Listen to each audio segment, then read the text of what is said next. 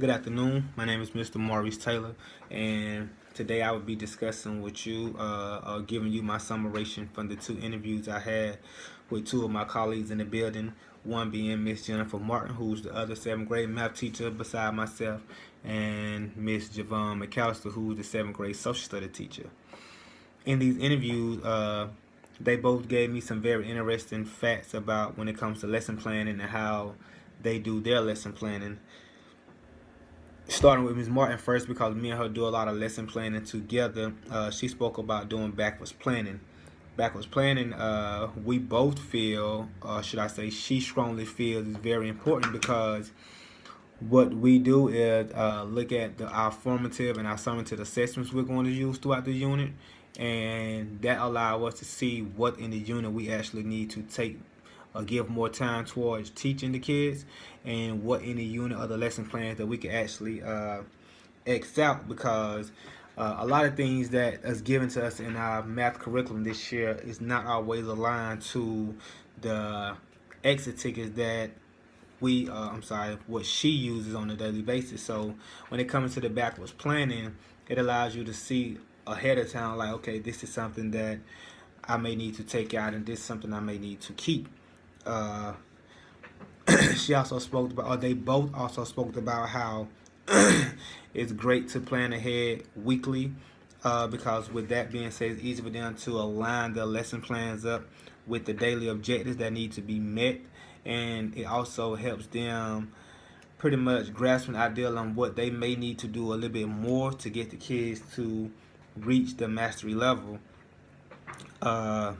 they both spoke about how here at our school, there's not a policy where your lesson plans need to be emailed in to possibly the AP or our instructional coach or our department chair, but your lesson plans must be readily accessible at any given time someone walks into your room to observe your classroom. Uh, Miss Martin also spoke about how in her math class sometimes it can be a little bit hard to stick to the plan because yes, you can have an objective on the board for today to teach a lesson,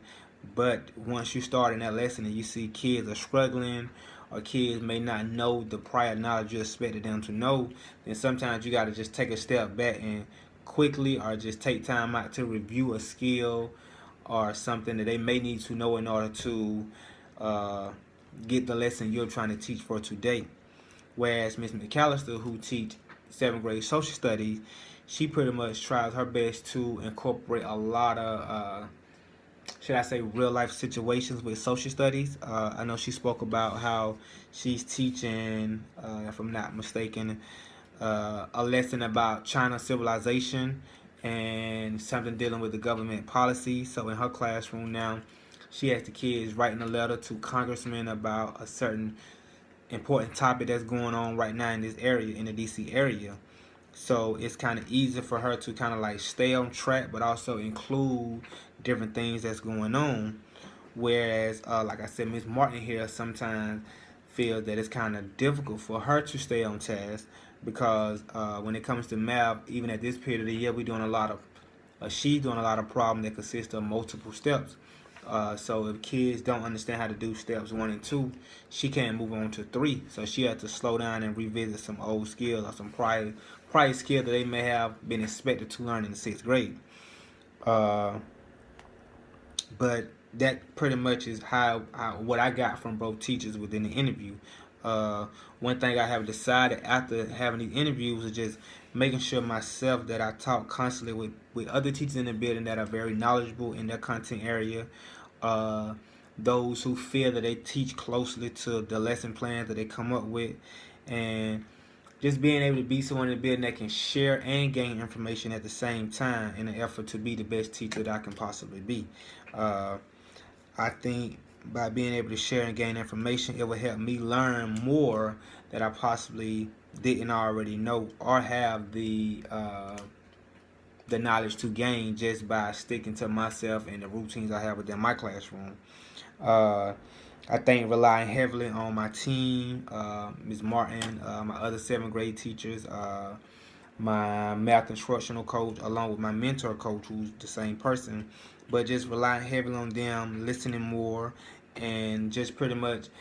uh, taking the ideas and the suggestions that I get here from my cohort and just taking it and trying my best to apply it in my classroom and seeing what I get from it can also help me become a better teacher also. Uh,